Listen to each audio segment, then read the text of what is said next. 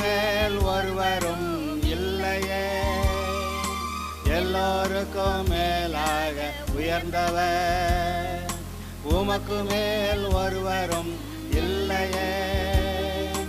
அல்லேலூயா, அல்லேலூயா, அல்லேலூயா, ஆமென். அல்லேலூயா, அல்லேலூயா, அல்லேலூயா, ஆமென். ஒருவரால் சிருஷ்டிக்கப்படாமலே தாமாக என்றென்றும் இருப்பவர். ஒருவரால் சிருஷ்டிக்கப்படாமலே தாமாக என்றென்றும் இருப்பவர். அல்லேலூயா. நல்ல வசனங்களை கேட்டீர்கள்.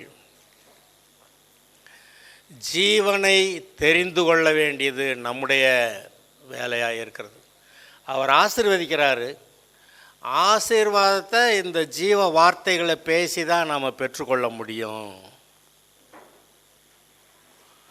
சாபமாக பேசிக்கிட்டு ஆசீர்வாதம் வரலையே அப்படின்னு சொல்ல முடியாது.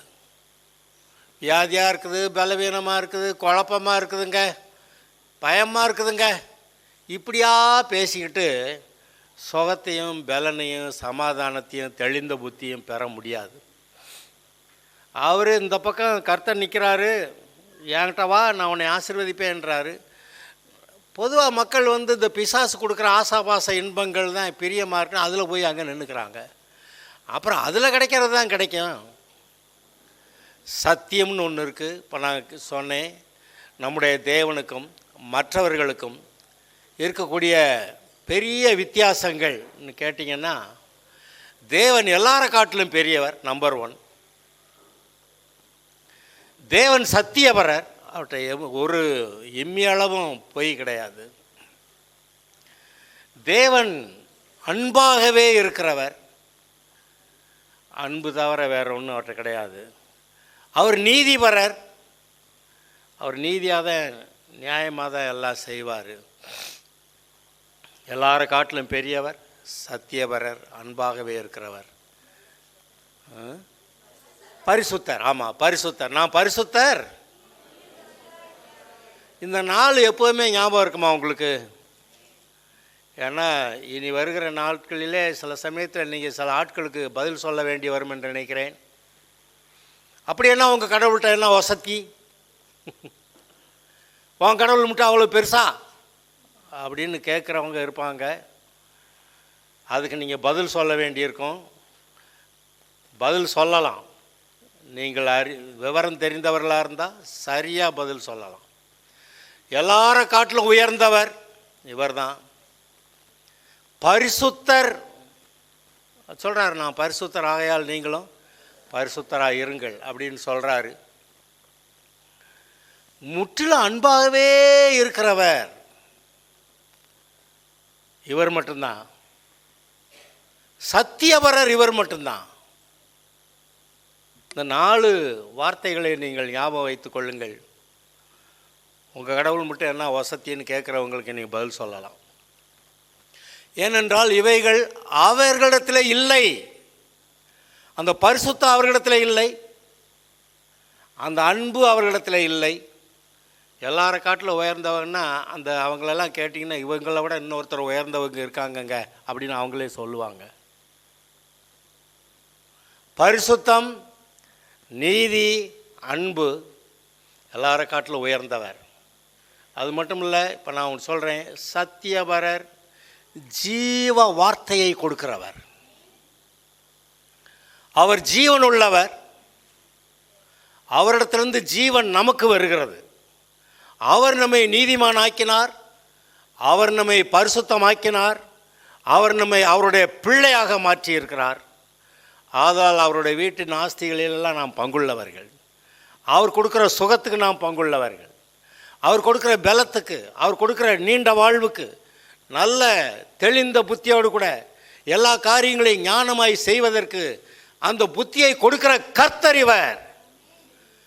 அதான் சொல்கிறேன், இந்த ஜீவ வார்த்தைகளை நீங்கள் கேட்கும்படியாய் ஒவ்வொரு வாரமும் சர்ச்சுக்கு வரணும்.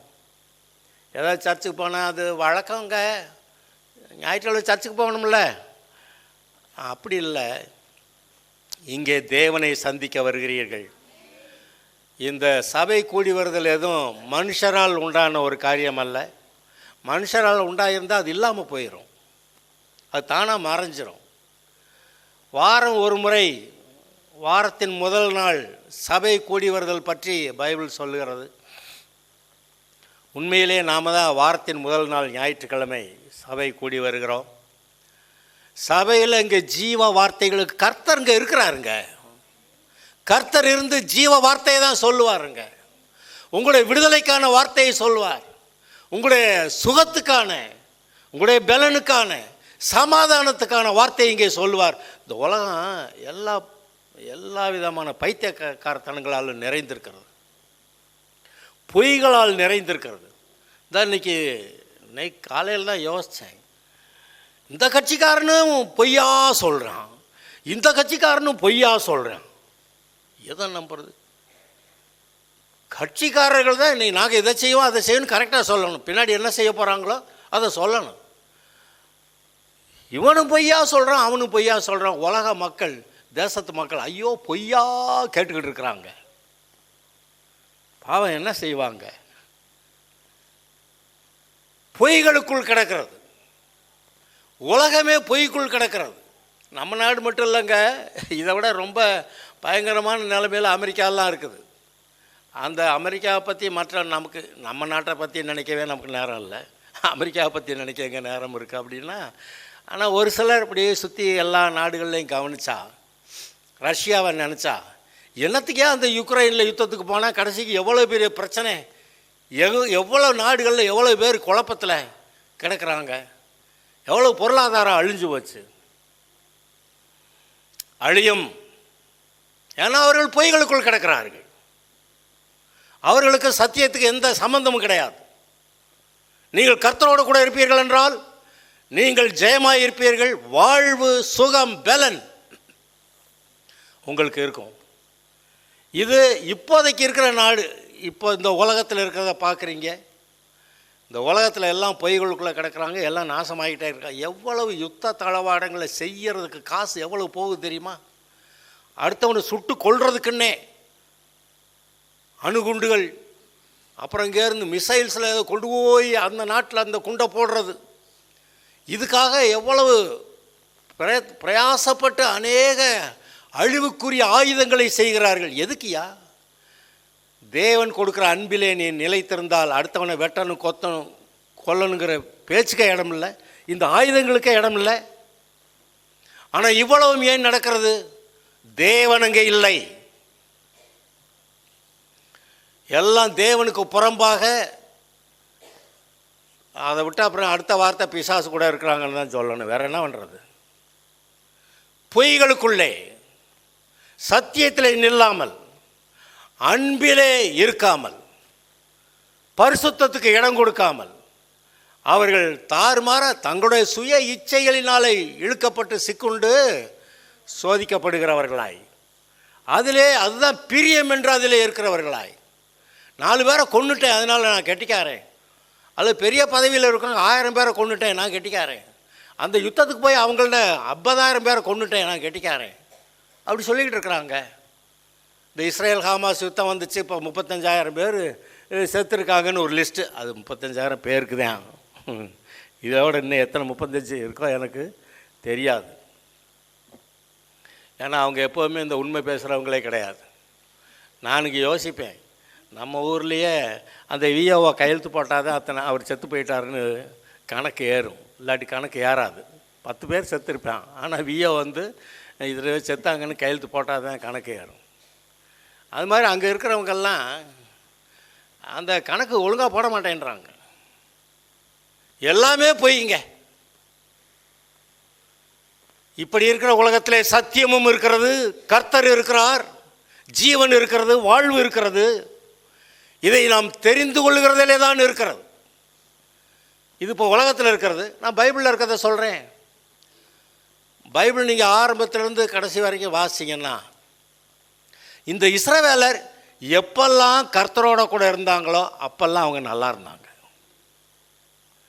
எப்பெல்லாம் கர்த்தரை விட்டு பாகால்கிட்ட போனாங்களோ நாசமாயிட்டாங்க.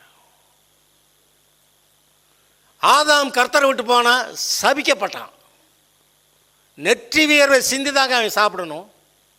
அவ்வளோ ஆனால் அவ்வளவு கஷ்டப்பட்டு வேலை செஞ்சு சாப்பாட்டுக்காக பிழைக்கணும்னு அப்படி கர்த்தரை உண்டாக்கலாம். அவனை ராஜாவாக உண்டாக்கியிருந்தார். அந்த பூமியானது தன் பலனை கொடுத்தால் என்ன போட்டிருக்கு? பூமி தன் பலனை கொடாது, முள்ளும் குறுக்கும் முளைப்பிக்கும். எதுக்கு? பாவத்தினால. ஆனால் பூமி தன் பலனை கொடுத்தா இவன் பெருசாக ஒன்றும் வேலை செய்ய வேண்டியதே இருக்காது. எதையோ ஒன்று வேச்சு விட்டு போவேன். இந்த போய் பாரு காட்டு வெள்ளாமைன்னு சொல்லுவாங்க. இப்போ பாவம் மழைகளை ஒழுங்காக இல்லாததுனால அது ஒன்றும் சரியாக இல்லை. அந்த காலத்தில் காட்டு வெள்ளாமைன்னு நான் சிறுபிள்ளையாக இருந்தப்பெல்லாம் காட்டு வெள்ளாமை சோளத்தை வேச்சு விட்ருப்பாங்க. சோளம் 2 ஆள் உயரத்துக்கு வளர்ந்துருக்கும். ஒரு தடவை நான் எங்கள் வீட்டுக்கு ரொம்ப லேட் நைட்டில் அந்த பஞ்சம்பட்டி அந்த ஊருக்கு போகிறதுக்கு அங்கே போய் பஸ்ஸை விட்டு லாரி ஏன்னா பஸ்ஸு டைம்லாம் முடிஞ்சு வச்சு திண்டுக்கல்லில் லாரியில் ஏறி அங்கே போய் இறங்கலைன்னா எனக்கு இந்த இடத்துல இறக்கி விடுப்பான்னு சொல்கிறேன். அவன் போய்கிட்டே இருக்கிறான். அப்புறம் தட்டி தட்டி தட்டி கொஞ்சம் தூரம் போய் இறக்கி விட்டான். சரி அந்த பக்கம் குறுக்க போயிடலான்னு போனால் சோளமாக முப்பிட்டு வளர்ந்து கிடக்குது. அந்த இடத்துல போய் நடுவில் நானாக நினைக்கிறேன், இந்த இடத்துல வெள்ளையாக என்னமோ நகருதுங்க அப்படின்னு நினச்சேன்னா போச்சு, எனக்கு அப்பயே உயிர் போயிடும். அப்படி நினச்சிக்கிட்டே நல்ல வேலையாக வெள்ளையாக ஒன்றும் போகலை அப்படி சொல்லிட்டு நான் பயந்து போய் மெதுவாக அப்புறம் கிட்ட வந்துட்டப்பா அப்படின்னு சொல்லிட்டு போகிறேன். எவ்வளவு பயங்கரமான இந்த உலகம். ஆனால் அந்த காலத்தில் 2 ஆள் உயரத்துக்கு சோளம் வளர்ந்துருந்துச்சு, காட்டு வெள்ளாமை. இந்த நம்முடைய சபிக்கப்பட்ட இந்த ஊர் நாடுகளில் வெறும் காட்டு வெள்ளாமை அவ்வளவு நல்லா பலன் கொடுக்குமானா, சபிக்கப்படாமல் இந்த பூமி ஆசீர்வாதத்தில் இருந்திருந்தானா, ஆதாம் மட்டும் இந்த பாவத்தை செஞ்சு தொலைக்காமல் இருந்திருந்தா, இப்போ ஆதாம் சொல்ல முடியாது, இப்போ நம்ம இந்த பாவத்தை செய்யாமல் இருந்திருந்தா, இப்போ நம்மளே எடுத்துக்கோங்க, ஆதாம் சொல்லிட்டு நம்ம தப்பிச்சுக்க முடியாது. இப்போ அவர் சொல்கிறாரு, ஆதாம் அந்த பக்கம் போனால் நீ இந்த பக்கம் வந்துருன்றார். அவ்வளோதான். உங்கள் மனசு, in your heart and your mind, உங்கள் மனசுலேயும் உங்களுடைய வார்த்தையிலையும் நீங்கள் ஜீவனை தெரிந்து கொண்டால் உங்களுக்கு இந்த அற்புதம் ஆசீர்வாதங்கள் நன்மைகள் வரத்தான் செய்யும், வரும். அது எப்படிங்க மாப்பிள்ளை கிடைக்கும்? கிடைக்கும். அது எப்படி பொண்ணு கிடைக்கும்? கிடைக்கும். இன்னும் மேலே போய் இன்னுமேல் மாப்பிள்ளையும் பொண்ணு நமக்காக பிறந்து வர்றாங்க. It is there. நம்முடைய குருட்டாட்டத்தினாலே, நம்முடைய மனதில் கடினத்தினாலே கர்த்தாவேன்னு சார்ந்து கொள்ளாமல், அவரை சார்ந்து கொள்ளாமல் இருக்கிறதுனால இப்படி போகுது. இஸ்ரவேலர் ரொம்ப ஆச்சரியப்பட வேண்டிய ஒரு விஷயம். கர்த்தரை விட்டு எப்படி பாகால்கிட்ட போனாங்க? நீங்களே சொல்லுங்க. பைபிள் வாசித்தவங்ககிட்ட கேட்குறேன், வேதத்தை அறிந்தவர்களிடத்தில் கேட்கிறேன், ஏன் கர்த்தரை விட்டு இவர்கள் பாகாலத்தில் போனார்? அது எனக்கு இன்னைக்கு ஆச்சரியம்தான். ஆச்சரியங்களில் ஒன்று, ஆதாம் கர்த்தரை விட்டு பிசாசில் போனது. ஏதாவது பழந்துன்னானே சொல்லி ஏமாத்துறாங்க. பழம் அவன் கட்சியில் சேர்றதுக்கு கையெழுத்து போட்ட மாதிரி, நான் பிசாசு கட்சியில் சேர்ந்துட்டேன் அப்படின்னு கையெழுத்து போட்ட மாதிரி அந்த பழந்துன்னா, அது பிசாசோடைய கட்சியில் தேவனுடைய எதிரி. அவன்கிட்ட போய் சேர்றான், சாபந்தாண்டான்ட்டார். அவன் சபிக்கப்பட்டவன், அவன் நரகம் போகிறவன். நீ அங்கே போகிறேங்கிற, நீயும் போ நரகத்துக்கு அப்படின்னு விட்டுட்டார். ஆனால் ஆதாமுடைய சந்ததியில் யார் நான் கர்த்தரிடத்தில் வருகிறேன் என்றால் வரலாம். அந்த தீர்மானம் எடுக்கக்கூடிய திறமை ஒவ்வொரு தனி மனிதருக்கும் கொடுக்கப்பட்டிருக்கிறது. தீர்மானம் எடுக்கக்கூடிய திறமை, அந்த தீர்மானத்தின்படி நாம் கர்த்தர்கிட்ட வர்றது, இதுக்கான பலன் ஒவ்வொரு தனி மனிதனுக்கும் கொடுக்கப்பட்டிருக்கிறது. அப்படியானா இந்த சபிக்கப்பட்ட உலகத்திலிருந்து நீங்கள் ஆசீர்வாதத்துக்கு வந்துடலாம். ஏன் இஸ்ரவேலர் பாகால்கிட்ட போனாங்க? பாகால்கிட்ட என்ன கிடச்சிச்சு? பாகாலுக்கு தங்களுடைய பிள்ளைகளை அந்த நெருப்பில் தகனித்தார்கள். ஏன்னா பிள்ளையவா தகனிக்க சொல்லி கேட்டார் கடவுள். அந்த பேய்த்தனமான காரியங்கள் அதில் பிரியப்பட்டு போயிருந்திருக்கிறாங்களே, ஆச்சரியமா இல்லையா? நமக்கு அறிவு இல்லையா? நமக்கு சத்தியம் இல்லையா? நாமே அதில் தைரியமாக எழுப்பி நிற்கக்கூடாது. நாமே பயந்து பயந்து ஓடிக்கிட்டு இருக்கணும். ஒளிஞ்சு பைபிளை மறைச்சி வச்சு கிறிஸ்டியன் தெரிஞ்சால் என்னமோ சொல்லுவாங்கன்னு. அது புதுசாக ரட்சிக்கப்படுறவங்களுக்கு அது கொஞ்சம் யோசனையாக தான் இருக்கும். பைபிள்னு தெரியாமல், ஏன்னா அந்த பைபிளில் வேறு ஒரு கலர் வேறு ஒன்று அடிச்சு விட்டுறாங்களா, அது எல்லாருக்கும் தெரியுது. அந்த காலங்களில் மஞ்சப்பையில் போட்டு எடுத்துகிட்டு வருவாங்க. ஓகே, இப்போ இன்றைக்கி இருக்கிற ஆட்கள் கொஞ்சம் தைரியமாக இருக்குங்க நினைக்கிறேன். ஆனால் நம்ம தலை நிமிர்ந்து நடக்க வேண்டும். சத்தியத்தில் இருக்கிறவர்கள், உண்மையான தேவ அன்பினாலே வாழுகிறவர்கள், நீங்கள் தைரியமாக இருக்க வேண்டும், தலை நிமிர்ந்து நடக்க வேண்டும். இதுதான் வழி, இதில் ஜீவன் உண்டு, ரட்சிப்பு உண்டு. அப்படி பேசுகிறவங்களாக இருக்கணும். பயந்த கிறிஸ்தவர்களாக இருக்கக்கூடாது. அப்புறம் எதுக்கு பயப்படுறோமோ அது நடந்துருன்றார். நீங்கள் எதை நம்புகிறீர்களோ அது நடக்கும் என்கிறார். நம்புறது நல்லா நம்ப வேண்டியதானே. என் தேவன் என்னோடு கூட இருக்கிறார், எனக்கு ஆசீர்வாதம் வரும், சுகமாக இருப்பேன், பலனாக இருப்பேன்.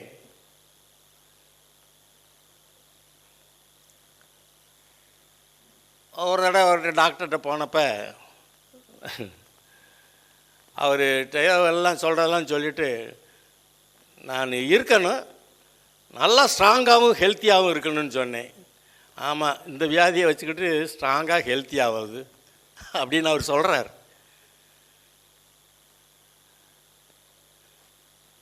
அப்போ அவங்க என்ன சொல்கிறாங்க? இருக்கலாம், ஸ்ட்ராங்காக ஹெல்த்தியாலாம் இருக்க முடியாதுன்றாங்க. என்னையா அது? முடியாதா? கர்த்தர் சொல்லுகிறார், உனக்கு சுகம் பலன் உண்டாயிருக்கும் என்று. இந்த உலகம் டாக்டர் நல்லது தான் சொல்கிறாங்க. ஆனால் அவங்க ரெஜிம், அவங்க கணக்குக்குள்ளே இருக்க வரைக்கும் அந்த 60, 70, 80 அதில் சாகாமல் 90 கூட இருக்கலான்னு சொல்கிறாங்க. அவ்வளோதானே. அவர் மருந்து கொடுத்து நம்மளை காப்பாற்றிடுவாருன்னு அவர் ஏன் சாகுறாரு? பெரிய டாக்டருங்க, அவர் செத்து போயிட்டாருங்க. ஆமாம், அவரும் செத்து போயிடுவார். அவர் சத்தியத்துக்கு இடம் கொடுக்கல. அதாவது இங்கே பாருங்க, 2 ஸ்டேஜ் இருக்குது. ஒன்று சாகாமே இருந்துடுறது. அதுக்கு யாரும் இப்போ விசுவாசிக்கிற அளவுக்கு அவ்வளோ பலமான விசுவாசம் பொதுவாக மக்கள்கிட்ட இல்லை, விசுவாசிகள்கிட்ட இல்லை. ஏனோக்கு ஒரு ஆள், எலியா ஒரு ஆள் சாகாமே பரலோகம் போன ஆளுங்க பைபிளில் இருக்கிறாங்க. நீ விசுவாசிக்க கூடுமானால் உங்களால் கூடாத காரியம். சாகிறதுக்காக மனுஷன் உண்டாக்கப்பட்டான், ரட்சிக்கப்பட்டு சாகணுமா? எனக்கு ஒரு பெரிய கேள்வி. அப்போ ரட்சிக்கப்பட்டாச்சு, அப்புறம் என்னத்துக்கு சாவு? அப்புறம் பைபிள்லேயே ஒரு பரிகரிக்கப்படும் கடைசி சத்துரு மரணம். இதெல்லாம் கடைசியில் போய் பரிகரிக்கிறார். இப்போ ஒருவேளை இயேசுநாதர் 100க்கு 90 தான் சிலுவையில் பாடுபட்டாரோ, 100வது இது இல்லையோ அப்படின்லாம் நினைப்பேன் நான். அப்புறம் பார்த்தா 100க்கு 100 தான் பாடுபட்டுருக்கிறார். நமக்கு விசுவாசம்தான். அவரே நினச்சி பார்த்து இவ்வளவு தான், இது 900 கூட இல்லை, 120 தான்ட்டார். ஏன்னா இவங்களுடைய மனநிலை, இவங்களுடைய அவிசுவாசம், இவர்களுடைய அவிசுவாசம் பெருகினதுனால 900 சொச்சல்ல 120ன்ட்டார். ஆதாம் பாவிங்க, பாவியாக இருந்தவன் சபிக்கப்பட்டவங்க. அவன் 930 வருஷம் இருந்தான். அதில் இன்னொருத்தன் 969 வருஷம் இருக்கிறான். ஆனால் பாவம் பெருகுச்சு. பாவம்னா என்னது? கர்த்தர் சொல்கிற வார்த்தையை மனசில் வைக்காமல் பிசாசு சொல்கிற வார்த்தையாக மனசில் வச்சுக்கிறது, அதான பாவம். அப்போ அவிசுவாசம். கர்த்தருடைய வார்த்தையை நம்பினா விசுவாசம், பிசாசு சொல்கிற வார்த்தையை நம்பினா அவிசுவாசம். அவிசுவாசம் சீக்கிரமாக சாகடிக்குது, அவிசுவாசம் கர்த்தரை விட்டு பிரிக்குது, சாகு வருது. சாகிறதுக்காக உண்டாக்கப்படாத மனிதன், சாவுக்காக இல்லைங்க. தேவன் ஜீவன் உள்ளவர், சாவாமை உள்ளவர். அவரால் படைக்கப்பட்ட மனிதன் எப்படி சாக முடியும்? சாக முடியாது. ஆனால் பாவம் வந்தது, சாவு வந்தது.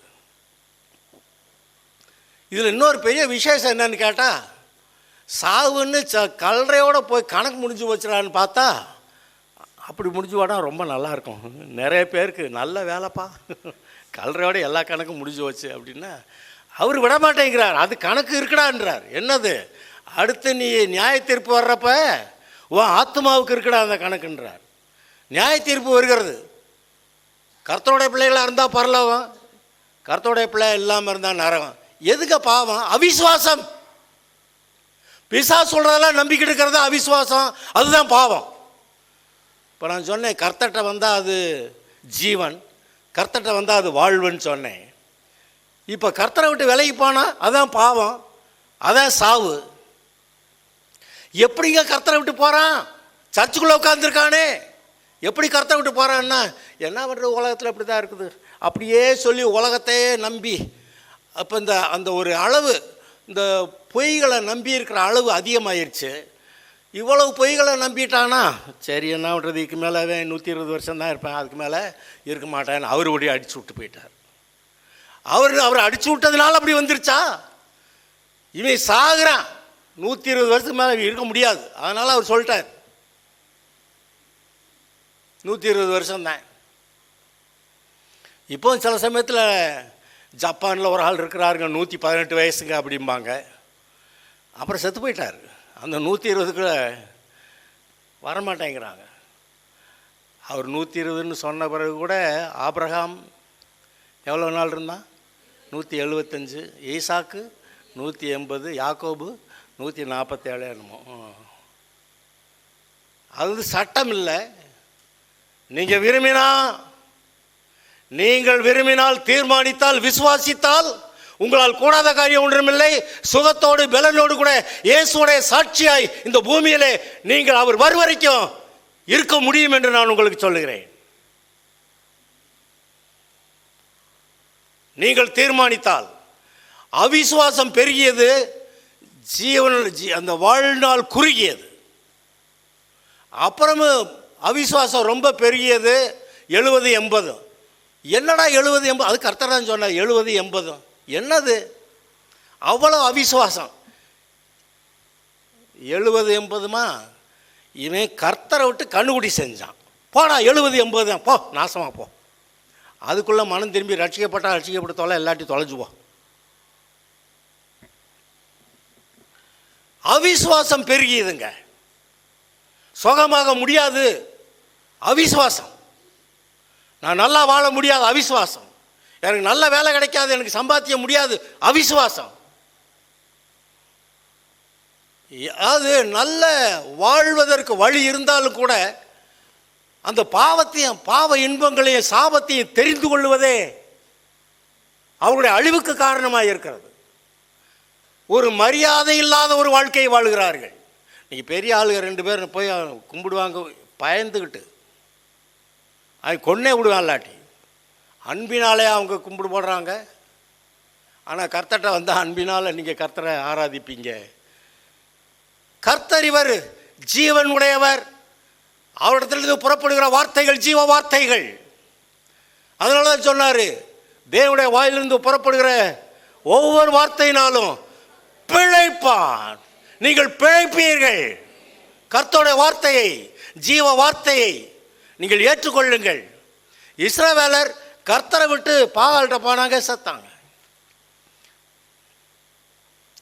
இவங்களை மனம் திரும்ப வைக்கிறதுக்கு என்ன செய்யறது? அந்த பொய்யான கடவுள்கள், பாகால்கள், அந்த பாகால்களை விட்டு கர்த்தர்கிட்ட வர வைக்கிறதுக்கு என்ன தான் செய்கிறது அப்படின்னு பார்த்தா, எலியா ஒரு ஐடியா பண்ணான். கர்த்தாவே, இந்த மாதிரி உமக்கு விரோதமாக பேசுகிற, உமக்கு விரோதமாக செய்கிற, கர்த்தரை விட்டு போகிற ஆட்களுக்கெல்லாம் பஞ்சம், மழை இல்லாமல், தண்ணி இல்லாமல் அப்படியெல்லாம் போடுவேன்னு சொல்லியிருக்கிறீர்கள, நம்முடைய வார்த்தை சத்தியம்தானே, சொன்னபடி செய்வீர்கள் தான். இப்போ நான் நிற்கிறேன். இந்த இஸ்ரவேல் ஜனங்கள் எல்லாரும், அந்த 10 கோத்திரத்து ஜனங்கள் எல்லாரும் இப்படி கர்த்தரை விட்டு, அந்த காலத்தில் ஆகாப் தான் ராஜா, கர்த்தரை விட்டு பாகால்கிட்ட போய் உட்காந்துருக்காங்க. இப்போ எனக்கு தெரியாது, உங்களுடைய வார்த்தையின்படி இங்கே பஞ்சம்தான், மழை இருக்கக்கூடாது, பஞ்சம்தான் வரணும் சொல்கிறேன். இஸ்ரவேலின் தேவனாகிய கர்த்தருக்கு முன்பாக நிற்கிற நான், மழை பெய்யக்கூடாது ஆண்டவரே. அவர் கடைசிக்கு என் வார்த்தையின்படி தானடா கேட்குற, சரி மழை இல்லாமல் போக கடவுது. அவன் ஏன் வார்த்தையின்படின்னு சொல்ல, கடைசிக்கு அவன் இவனை தாஜா பண்ணி மழை பெய்ய சொல்கிறான்னு சொல்ல வேண்டியது வந்துருச்சு அவருக்கு. சொல்லிட்டார், உன் வார்த்தையின்படியே. வசனத்தை எடுத்து வாசிக்க பார்க்கலாம். 1 ராஜாக்கள் 17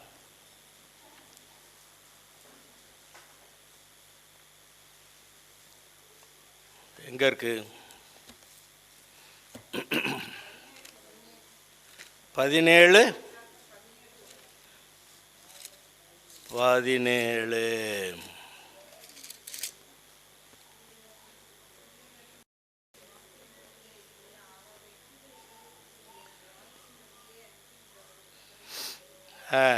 முதல்ல 1 ராஜாக்கள் 17:1.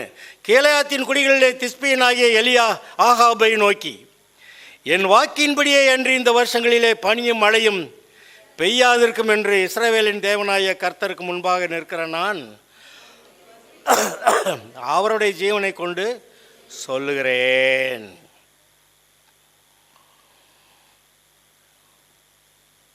என்னுடைய சொல்கிறான், என் வாக்கின்படியே அன்றி நான் சொல்லலைன்னா இந்த மழை பெய்யாது தேசத்துலன்ட்டான். ஏன்னா இவன் கர்த்தர் முன்னாடி நின்றுக்கிட்டு, இந்த மாதிரி கர்த்தரை விட்டு போகிறவங்க மேலெலாம் மழை பெய்ய வைக்க மாட்டேன், வறட்சி வரும், பஞ்சம் வரும்னு சொல்லியிருக்கீங்க, நீங்கள் அதை செய்யுங்க ஆண்டவரே, இவங்கெல்லாம் சரியாகிறாங்களா இல்லைன்னு பார்க்கலாம் அப்படின்னு சொல்லிவிட்டா அப்படி வந்துருச்சு. இப்போது சின்ன கேள்வி என்னது, நம்முடைய வாழ்க்கையில் கூட சில மோசமான சில சிக்கலான காரியங்கள் வருதுன்னா நம்ம கர்த்தரை சரியாக விசுவாசிக்காமல் வேறு ஏதோ நம்பிக்கிட்டு இருக்கிறோங்கிறது நமக்கு தெரியுதா? நம்ம இந்த உலகத்தையே கணக்கு பண்ணி, இதுதான் உலகம்தான் நம்முடைய ஸ்டாண்டர்ட், இந்த ஸ்டாண்டர்ட் படி பார்த்தாக்கா இப்படி தான் இருக்கும். ஆமாம், அது உண்மைதான். ஆனால் கர்த்தருடைய ஸ்டாண்டர்டுன்னு ஒன்று இருக்கே, உலகத்தோடைய ஸ்டாண்டர்டு இது, கர்த்தருடைய ஸ்டாண்டர்டு இது. அந்த ஸ்டாண்டர்டில் நீங்கள் இருந்து வாழ்கிறத பார்க்குறதா, இந்த உலகத்து மக்களுடைய வாழ்க்கையை பார்க்குறதா?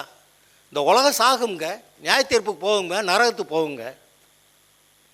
ஆனால் கர்த்தர் இருக்கிறார், அவர் ஜீவன் உள்ளவர், ஜீவ வார்த்தையை கொடுக்கிறவர், அந்த ஜீவ வார்த்தையின் ஒவ்வொரு வார்த்தையினாலும் பிழைப்பான் என்று சொல்லுகிறவர். அந்த வார்த்தையை பெற்றுக்கொண்டால் பிழைக்கலாம். இவன் அங்கே போய் நின்றுக்கிட்டு அந்த வார்த்தையை நம்ம நீங்கள் சொன்னீங்களே மழை பெய்யக்கூடாதுன்னு,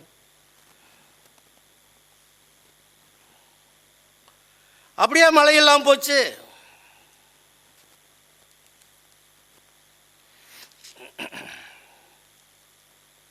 என்ன நடந்துச்சுன்னு நினைக்கிறீங்க?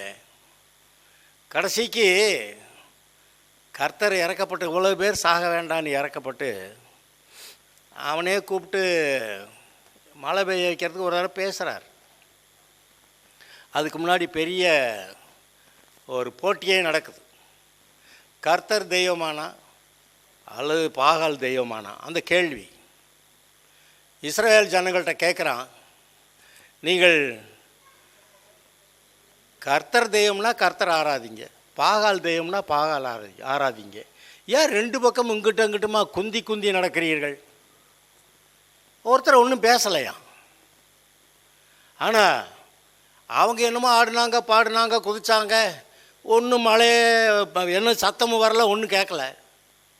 இவன் போய் நின்றுக்கிட்டு அந்திப்பள்ளி செலுத்துக்கிற நேரத்தில் கர்த்தாவே உம்முடைய வார்த்தையின்படி எல்லாம் செய்தேன் என்று விளங்கும்படி இப்பொழுது பதில் கொடுப்பீராக. பார்த்தீங்கன்னா அக்கினி இறங்கிருச்சுங்க. அப்பொழுது ஜனங்களெல்லாம் அப்போ தான் அறிவு வருது, கர்த்தரே தெய்வம்னு. கர்த்தரே தெய்வம்னு சொன்னாங்க. இவன் போய் கர்த்தாவே மழை பெய்யட்டும் அப்படின்னு சொன்னான். மழை பெய்யட்டும் சொன்ன வேகத்தில் ஆகாப்ட்டு சொல்லி சீக்கிரமாக ரதத்தை போட்டு வீடு போய் சேரு, இல்லாட்டி வழியிலே மழை பிடிச்சிக்க. அவ்வளோ சீக்கிரத்தில் மழை வருது. இஸ்ரேல் கர்மேல் பருவத்திலேருந்து இஸ்ரேல் வர வரைக்கும் அங்கே மழை பெய்யுது. அதுக்குள்ளே மழை பெஞ்சிடும், போயிடுச்சு சீக்கிரமாக. என் வாயிலிருந்து வார்த்தை வந்தது, மழை வரட்டும். மழை வந்தது. இப்போ இந்த ஜனங்கள் ஏன் இவ்வளோ குருட்டாட்டத்தில்? அது என்னது? கர்த்தரை விட்டு ஜீவனை விட்டு அந்த நரகத்துக்கு, அந்த பாதாளத்துக்கு, அந்த பாவத்துக்கு, அந்த பிசாசுக்கிட்ட போய் அப்படியா போனாங்க. அதை நம்புகிறாங்க. பார்த்தீங்களா? அளவுக்கு மிஞ்சி போனால் அந்த பொய்யை நம்ப விட்டுருவேன்றார். அளவுக்கு மிஞ்சி அதான் அதான் தெய்வம், அதான் தெய்வம், அதான் தெய்வம்னு போகிறதான்னா விட்டு வேண்டாம் உன்னை என்றார். நான் இருக்கிறேன், ஜீவனுள்ள ஆள் இருக்கேன், நான் உன்னை படைச்சேன், நீ என் பிள்ளை, நான் உன்னை படைச்சேன், நீ என் பிள்ளை. அப்படி இருந்தும் நீ எனக்கு வேண்டாம், என் தகப்பன் எனக்கு வேண்டாம், அந்த பொய், அந்த பாகால், அதுதான் எனக்கு ஜீவன், அதான் எனக்கு நல்லா இருக்குன்னு நினச்சி போனேன்னா அதுதான் தெய்வம், அதான் தெய்வம் போன விட்டு வேண்டான்றார். நான் நம்பினேன். ஆமாம், அதை நம்பினா அது தெய்வம் ஆகிருமா? ஆக முடியாது. எங்க அந்த வசனம் என்ன சொல்லுது? பொய்யை நம்பும்படி அவர்களுக்கு பிலிப்பியர், தெசலோனிக்கேயர், 2 தெசலோனிக்கேயர் 2வது அதிகாரம், 2 தெசலோனிக்கேயர் 2வது அதிகாரம் 10 முதல், கெட்டு போகிறவர்களுக்குள்ளே அநீதியினால் உண்டாகும் சகலவித வஞ்சகத்தோடும் இருக்கும். என்னது? அவனுடைய அற்புதமான பிசாசுடைய அற்புதமான கிரியைகள். அந்த பாகால் இப்படி ஏதோ அற்புதம் பண்ணி வச்சிருக்கும் போல.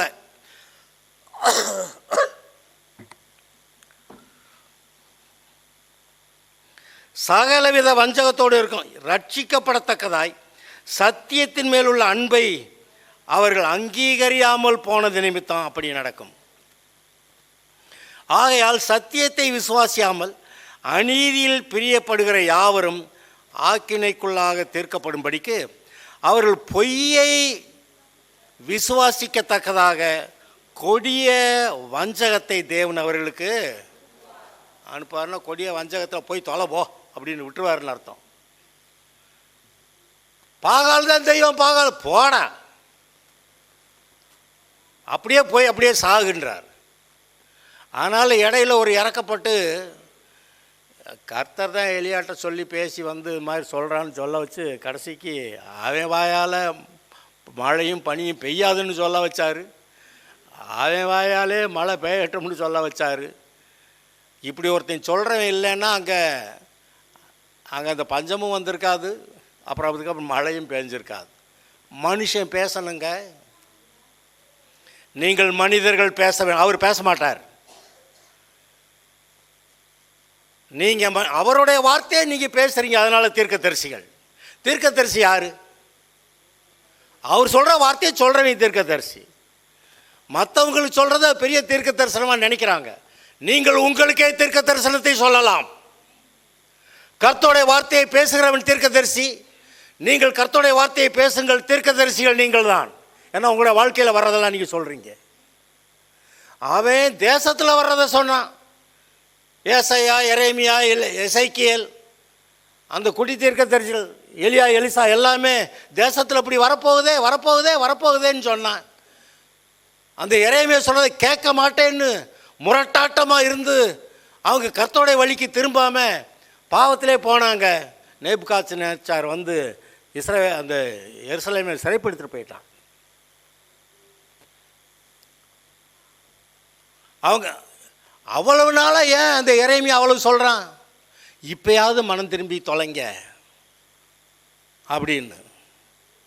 அந்த சிதைக்கியா ராஜாட்ட சொல்கிறான், இப்போயாவது நீ மனம் திரும்பி வந்துட்டேன்னா உன் மனைவி உன் பிள்ளைகள்லாம் உன் முன்னாடி கொல்லுவாங்களே, அதெல்லாம் இல்லாமல் போயிடும், நீ அதுலேருந்து தப்பிச்சுக்கலான்னு எரேமியா சொல்கிறான். ஆனால் அப்போவும் அவன் கேட்கல.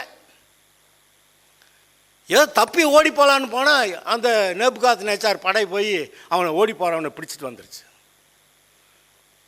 அவன் கண்ணு முன்னாடி என் பிள்ளைகள்லாம் மனைவியெல்லாம் கொன்னான். இவன் கண்ணையே தோண்டி போட்டான். வேணுமா நமக்கு? சத்தியத்திலே கர்த்தருடைய அன்பிலே நிலைத்திருக்கிறது என்ன கஷ்டம்? உண்மையான தேவனிடத்தில் நிலைத்திருப்பது என்ன கஷ்டம்?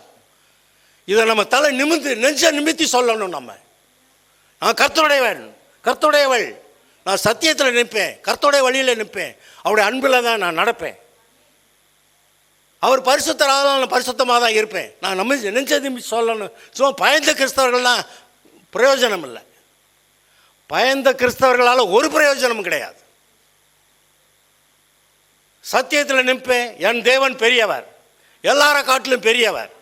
இவர் சத்தியபரர், இவர் பரிசுத்தர், இவர் நீதிபரர், அன்பாகவே இருக்கிறவர். இதில் நிற்பேன். இவர் தான் கர்த்தர், இதன்படி நான் வாழுவேன். என் தேவன் பெரியவர். தைரியமாக சொல்லணும். நிறைய பேர் பயந்துட்டு இருக்காங்களே, பெந்தகோஸ்தைக்காரங்கன்னு மற்ற கேலி பண்ணுறதை பார்த்துட்டு அது ஒரு மாதிரி பயந்து போய், அந்த காலத்தில் இவங்களாம் பரிசுத்தாவி கூட்டம் இல்லை, அதை கேலியாக சொல்லுவாங்க. அது எவ்வளோ நல்ல வார்த்தையை சொல்லியிருக்கான்னு அவங்களுக்கு தெரியலை. நாங்கள் சர்ச்சுக்கு இடம் தேடி போகிறப்ப, இடம் வாங்கிறதுக்கு இப்படியே தேடி ஒரு தடவை போகிறப்ப ஒரு ஆள்கிட்ட போயிட்டோம். அவர் ஒரு பெரிய ஆள். அப்புறம் ஏதாவது கேட்டு, நீங்கள் சர்ச் எதுக்கு நடத்துகிறீங்க, என்னத்துக்கு அப்படியெல்லாம் கேட்டுக்கிட்டு இருந்தார். அப்படி சொல்லிக்கிட்டே வந்தோம். இந்த இயேசுநாதர் தான் உண்மையாக ரட்சிக்கிறவர் அப்படின்னு அப்படியே சொல்லிட்டு, அப்போனா நீங்கள் இந்த பரிசுத்தாவி கூட்டம் இல்லை அப்படின்னு அவருக்கு விளங்கிருச்சு. சொல்லிட்டாரு. இப்படி அசுத்தாவியெல்லாம் இருக்குதுன்னு சொன்ன உடனே, அப்போ நீங்கள் பரிசுத்தாவி கூட்டமான்னு கேட்குறாரு. விளங்கிருச்சு. அவ்வளவுதான், போதும் எனக்கு.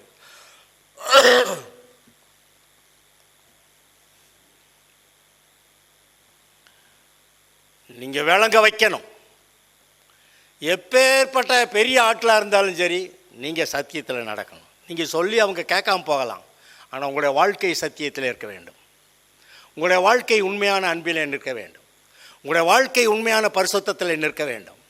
அவன் என்னமோ பரிசுத்தம்னு சொல்லி கோயிலுக்கு போகிறப்ப மட்டும் கை கழுவுறான், குளிக்கிறான், தினம் குளிக்கிறான், என்னென்னமோ செய்கிறான். அது பரிசுத்தமாக போயிட்டு வர வரைக்கும். கோயிலுக்கு போயிட்டு வந்தால் அந்த கணக்கே கிடையாது. அப்புறம் இஷ்டத்துக்கு வாழ்க்கை.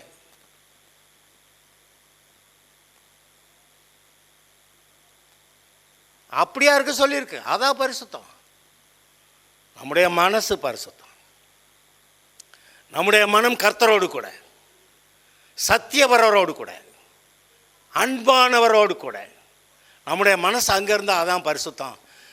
எதெல்லாம் கர்த்தருக்கு சொந்தமோ அதெல்லாம் பரிசுத்தம். எதெல்லாம் கர்த்தருக்கு சொந்தம் இல்லையோ அங்கெல்லாம் அசுத்தம். நீங்கள் தைரியமாக இருங்கள். நான் சொல்லுகிறேன், பி போல்ட் ஐ சே.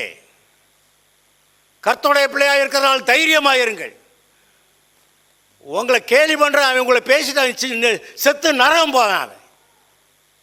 அவன் பெரிய ஆள் மாதிரி பேசலாம், கெட்டிக்காரை மாதிரி பேசலாம், அவன் நரகம் போகிறவன்.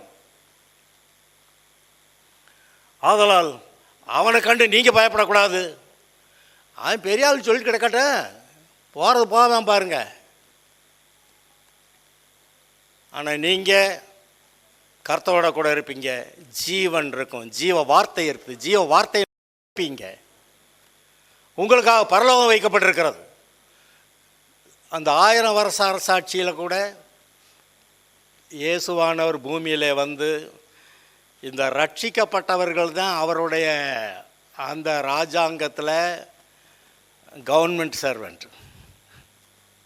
ஹலோ, இப்போல்லாம் கவர்மெண்ட் சர்வெண்ட் ஆகணும், கவர்மெண்ட்டில் வேலை கிடைக்கணும், எல்லாம் அந்த ஆசை அங்கே இருக்குதுங்க.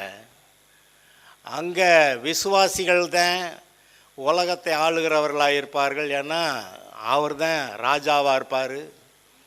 ரட்சிக்கப்பட்டவர்கள் தான் அதிகாரிகளாக இருப்பாங்க.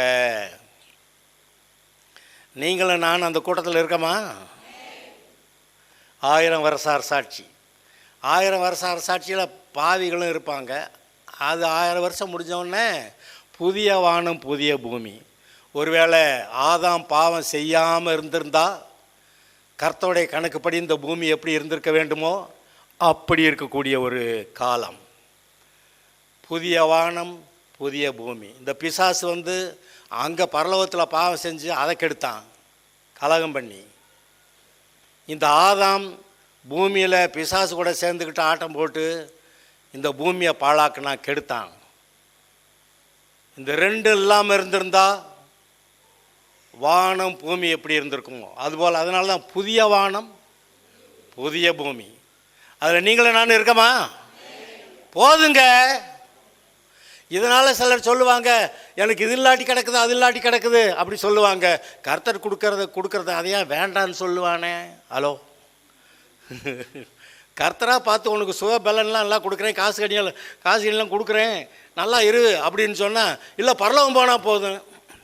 அவர் கிறுக்கு பயலை என்னத்தை சொன்னால் ஏறாதாடா உனக்கு. இல்லை ஒன்றும் இல்லாமல் போனால் பரவாயில்ல, போய் தொலை போ, ஒன்றும் இல்லாமல் போ. அப்போ இந்த பூமியில் ஒன்றும் இல்லாமல் கிடந்து சொல், ஒன்றும் இல்லாமல் கிடந்து நான் கஷ்டப்பட்டு அப்படியே பரலோகம் போயிட்டேங்க அப்படிமே. அவர் அங்கேருந்து, அடா கிறுக்கு பயலை, நீ நல்லா சாப்பிட்டு நல்லா உடுத்தி நல்ல வீட்டில் இருந்து நல்ல போக்குவரத்துக்கான வாகனங்கள்லாம் வச்சுக்கிட்டு நல்லா சந்தோஷமாக இருந்து சாட்சியாக இருந்து ஆத்மாக்கள் ஆதாயம் பண்ணிட்டு நீ அப்படி வரலாமே.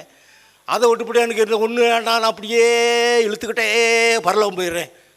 அங்கே பரலோகம் போன ஒருபாடு யோசிப்பேன், அடப்பாவியா இவ்வளோ கிறுக்குத்தனமாக போச்சே, இந்த பிசாசு சொன்ன பொய்யை கேட்டு இப்படியே போயிட்டனே. அங்கே போய் அப்புறம் அழுவானா,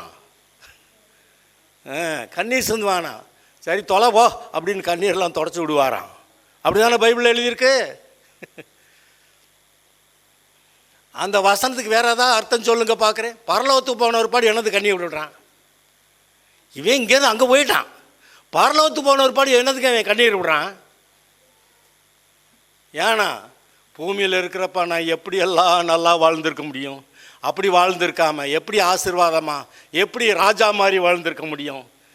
அவர் என்னை ராஜாவா ஆசாரியரும் ராஜாக்களும் அப்படி நான் வாழ்ந்திருக்காம பிச்சைக்கார பயலாக வாழ்ந்து வச்சுட்டு நல்ல வீடு வாசல் கூட இல்லாமல் நல்ல வஸ்திரம் கூட இல்லாமல்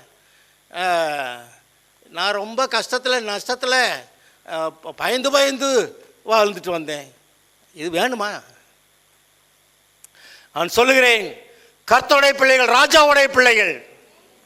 ராஜா வீட்டு கண்ணுக்குட்டின்னு சொல்லுவாங்க. ஹலோ, ஆமாம். நீங்கள் வெளியே புறப்பட்டு போய் அப்படிதானா நம்புறீங்களா? கொளுத்த கன்றுகளை போல வளருவீர்கள். நம்பலாமா? அவர் அப்படி வைப்பாரா? அதாவது இது நம்ப முடியாத மாதிரி இருக்குது. அந்த நம்ப முடியாத மாதிரி இருக்கிறது அவிசுவாசம். அந்த அவிசுவாசங்கள் பெருகி போனதுனால கர்த்தர் 120 வருஷம் சொல்லிட்டார். அப்புறம் அவிசுவாசம் பெருகினதுனால 70-80 தான் போய் தொலை வேண்டார். அப்புறம் இயேசுவையே கொலை செய்வேன்னு சொல்லி கங்கணம் கட்டிக்கிட்ட அந்த ஆசாரிகள், பரிசேயர்கள், சதுசேயர்கள், இயேசுவை கொண்டே விடுவேன் பார்த்துக்க அப்படின்னு இயேசுவை கொலை செஞ்சாங்க. தேசமே இல்லாமல் போச்சுங்க. எலியா போய் நான் சொல்லாமல் மழை பனி பெய்யக்கூடாது அவ்வளோதான் சொன்னான். மழையும் பெய்யலை, பனியும் பெய்யலை. இப்போ இந்த ஆட்கள் எவ்வளவா தேவனுக்கு விரோதமாக, இயேசுவுக்கு விரோதமாக எழும்பி இயேசுவை கொலை செய்வேன், தேவனுக்கு சமமாக இருப்பதை கொள்ளையாடின பொருளாக எண்ணாமல். அப்போனா இயேசு தேவனுக்கு சமமாக இருக்கிறவர், அவரே கொன்றுவேன்னு சிலுவையில் ஏற்றி அவ்வளவு பாடுகள் வேதனைகள் பட்டு செத்தார. அது காரணமான இந்த ஜனங்கள் அவர்களுக்கு அவருடைய தேசமே இல்லாமல் போய்விட்டது. 2000 வருஷம் கர்த்தரை விட்டு போனால் நாசமாகிறது நிச்சயம். கர்த்தரை விட்டு எங்கே போகிறாங்க? மனசில். கர்த்தருடைய வார்த்தையை நம்பாமல் பிசாசோடைய வார்த்தையை நம்புகிறவர்கள். எல்லாம் வயசாகி சாகுறாங்கல்ல, நம்மளும் சாகமில்ல, எல்லாரும் வியாதியாக போகிறாங்கல்ல, எல்லாருக்கும் சுகவீனமாக போய் என்னமோ ஆயிடுதில்ல. ஏங்க அது சுகவீனமும் வியாதியும் பிசாசுக்கிட்ட இருந்து வந்ததுங்க. அது பிசாசோட வார்த்தையை நம்புறதுனால அவன் கொண்டு வந்து போடுறாங்க. அந்த பிசாசோட எண்ணங்களை நீங்கள் நம்புறதுனால சீக்கிரமாக வாழ்நாள் குறைஞ்சி போயிருந்துங்க. கர்த்தருடைய வார்த்தையை நம்பினா பிழைப்பீர்கள். தேவனுடைய வாயிலிருந்து புறப்படுகிற ஒவ்வொரு வார்த்தையினாலும் பிழைப்பீர்கள். ஏன் கர்த்தருடைய வார்த்தையை நம்பக்கூடாது? அது சொல்கிற நான் ஜீவன் உள்ளவர், என்னோட கூட உனக்கு ஜீவன் இருக்கு. நீங்கள் சுகமாக இருப்பீங்க, பலனாக இருப்பீங்க, வாழ்ந்துருப்பீங்க, செழிப்பாக இருப்பீங்க. எல்லாம் சொல்லி கேள்வி பண்ணுறாங்க, இவர் ப்ராஸ்பரிட்டி ப்ரீச்சர். நாம ப்ராஸ்பரிட்டி ப்ரீச்சர் தான். பொருளாதார ஆசீர்வாதம் கர்த்தர் கொடுக்குறாருன்னு நான் நம்புகிறேன். இதை ஏற்றுக்கிட்டா உங்களுக்கு அது உண்டாகும். நீங்கள் பொருளாதார ஆசீர்வாதத்தில் இருக்கலாம், பரலோகத்துக்கும் போகலாம். ஒரு ஆள் நடந்தே பரலோகத்துக்கு போகலாங்கிறான், ஒரு ஆள் சைக்கிள் ஏறி பரலோகத்துக்கு போகலாங்கிறான், ஒரு ஆள் மோட்டர் சைக்கிள் ஏறி பரலோகத்துக்கு போகலாங்கிறான், ஒருத்தர் கார் ஏறி பரலோகத்துக்கு போகலாங்கிறான், ஒருத்தர் ட்ரெயின் ஏறி அல்லது ஏரோப்ளைன் ஏறி நடந்து போனவனு ரட்சிக்கப்பட்டவன் பரலோகம் தான் போயிருக்கான். சைக்கிளில் போன ரட்சிக்கப்பட்டவனு பரலோகம் தான் போயிருக்கான். மோட்டர் சைக்கிள் போய் ரட்சிக்கப்பட்டவன் பரலோகம் தான் போயிருக்கான். காரில் ஏரோப்ளைனில் போய் ரட்சிக்கப்பட்டவனும் பரலோகம் தான் போயிருக்கிறான். இப்போ கேள்வி, நீங்கள் நடந்தே பரலோகம் போகணுமா, மோட்டர் சைக்கிளில் பரலோகம் போகணுமா, இல்லை பிளேன் ஏறி கூட பரலோகம் போகணுமா? எப்படிப்பட்ட வாழ்க்கையை வாழ்ந்து நீங்கள் பரலோகம் போக போகிறீர்கள்? கர்த்தர் கொடுக்கிற ப்ராஸ்பரிட்டி, கர்த்தர் கொடுக்கிற பொருளாதார ஆசீர்வாதம் அது எனக்குண்டு, நான் விசுவாசிக்கிறேன். அப்படி சொன்னால் அற்புத விதமாக அந்த அற்புதங்கள் காரியங்கள் நடக்குங்க. வாசல் திறக்கும். கர்த்தர் சொல்றார், திறந்த வாசலை உனக்கு முன்பாக வைத்திருக்கிறேன், அதில் நுழை. எதில் நுழையுது? அவருடைய வார்த்தை தான். அந்த வார்த்தையை பிடித்து கொண்டால் நீங்கள் அதில் நுழைவீர்கள், சுகமடைவீர்கள், தெளிந்த புத்தி உண்டாயிருக்கும். அன்பினால் கிரியை செய்யக்கூடிய பரிசுத்தத்தில் வாழக்கூடிய, அதாவது தேவனுடைய எண்ணங்கள் தான் பரிசுத்தம். அது தேவன் கொடுக்குற எண்ணங்களில் வாழ்ந்திருக்கக்கூடிய அந்த பரிசுத்தத்தில் வாழுவீர்கள், ஜெயமாயிருப்பீர்கள். இந்த உலகமெல்லாம் நாசமாகி நரகம் போகிறது. ஆனால் கர்த்தருடைய பிள்ளையாக நீங்கள் இருந்து இந்த உலகத்தாருக்கு சாட்சியாகவும் இருப்பீர்கள், நன்றாகவும் இருப்பீர்கள். அநேகரை ஆத்துமாக்களை கர்த்தருக்குள்ளே நடத்துகிறவர்களாய், பரலோகத்தின் பிள்ளைகளாய், இங்கே என்ன சொல்கிறது, அம்பாசடர்ஸ் ஆஃப் காட், என்ன போட்டிருக்க அந்த வசனம், ஸ்தானாபதியாய், தேவனுடைய ராஜ்யத்தின் ஆளாக இருக்கிற நீங்கள் இந்த பூமியில் கர்த்தருடைய ஸ்தானாபதிகளாய், கர்த்தருடைய ராஜ்யத்தின் ஸ்தானாபதிகளாய் நீங்கள் இந்த பூமியில் இருக்கிறீர்கள். உண்மையா இல்லையா?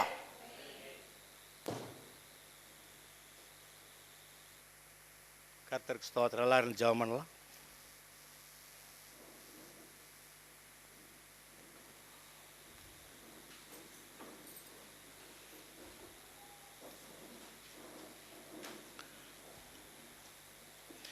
கர்த்தாவே ஸ்தோத்திரம்.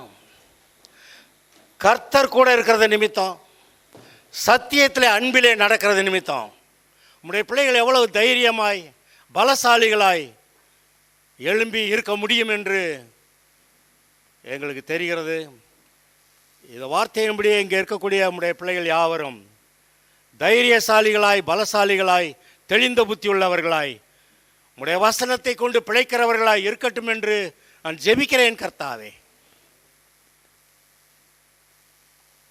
சத்தியத்தில் நிற்கட்டும், அன்பிலே நடக்கட்டும், உம்முடைய நீர் கொடுக்கிற பரிசுத்தத்திலே வாழட்டும், ஜெயம் உண்டாயிருக்கட்டும். எல்லா விதத்திலும் ஜெயம் கொடுக்கிற தேவன் நீர், பிழைத்திருக்க பண்ணுகிறவர், வாழ்ந்திருக்க பண்ணுகிறவர், ஜெயம் கொடுக்கிறவர்.